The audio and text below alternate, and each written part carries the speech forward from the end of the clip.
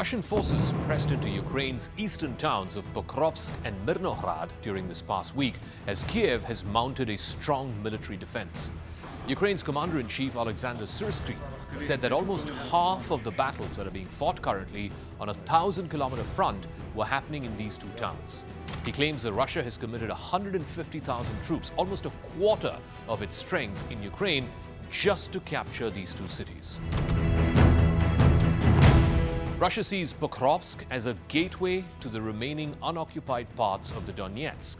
This is a region which it already has claimed as its own since September of 2022. As Ukrainians were gripped by a corruption scandal involving some of the closest allies of President Volodymyr Zelensky, the battlefront was in a fluid state. Neither side seemed to have gained a decisive military advantage on the ground. Both Russia and Ukraine often capture and then recapture neighbourhoods and individual buildings from each other's armies. Ukrainian President Volodymyr Zelensky has acknowledged the difficult situation around Pokrovsk, but he's also said that the Ukrainian forces are badly outnumbered, but he does not want to show any sign of ordering a retreat. Детально говорили сьогодні з головнокомандувачем та начальником Генерального штабу про ситуацію на фронті, на всіх напрямках. Найбільш складно зараз на Покровському напрямку. Там, як і в попередні тижні, найбільша інтенсивність бойових дій. Сильне зосередження росіян. Окупанти всіма методами намагаються закріпитись, кожен знищений окупант. Саме там це результат для всієї нашої.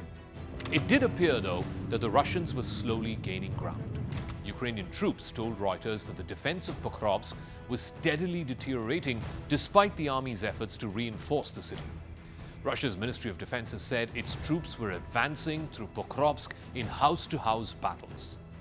In Myrnohrad, to the east of Pokrovsk, Russian troops were infiltrating the eastern reaches of the town. This week, they made a marginal advance into the northern edge of the city, while Ukrainian defenders firmly held to the bulk of the city. Both of these cities are precariously situated in a Russian encirclement, whether it's from the north, the south, and the east. In fact, escape routes are only available towards the west. It's a three-pronged approach, which means Ukraine is left with just one option, that is either go right into the heart of the battle or to retreat. The operational significance of the seizure of Pokrovsk by Russia depends on whether Ukrainian forces conduct an orderly retreat or a disorderly withdrawal. Also on the ability of Russian forces to exploit the collapse of this wall. Russia's defense ministry has repeatedly claimed that the complete encirclement and surrender of forces inside these two cities, particularly in Pokrovsk, is only a matter of days, if not just hours. Yet, Ukraine has defied Russian expectations. It has continued to fight. It is engaged in active defense using drones for search and strike operations. In October alone, short-range drones had struck more than 75,000 targets.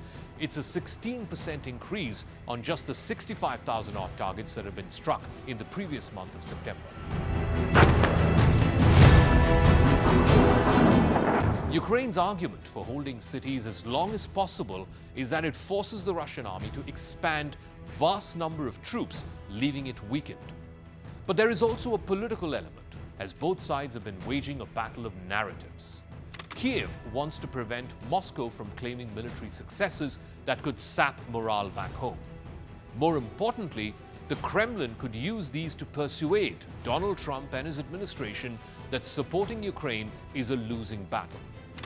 But with parts of Pokrovsk already under Russian control and the adjacent city of Myrnohrad facing the threat of encirclement, military analysts are worried that Kyiv might now be repeating its past mistakes.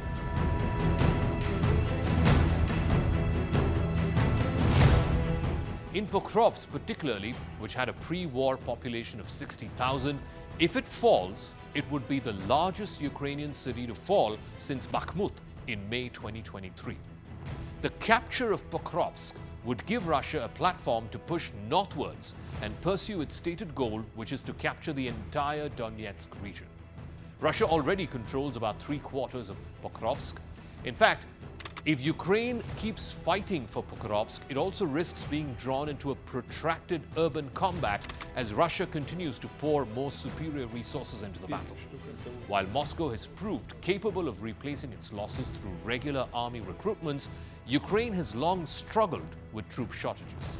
Pokrovsk and Myrnohrad have long stood as bulwarks against Russian advances in Donetsk.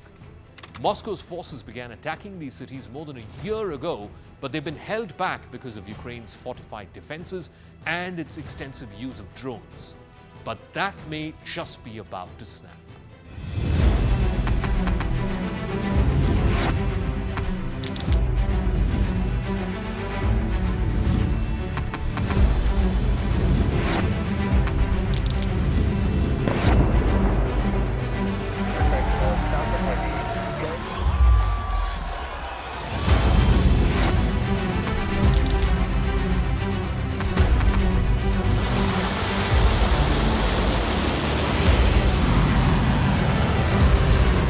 Been fighting so long and so hard that they don't know what the they're doing.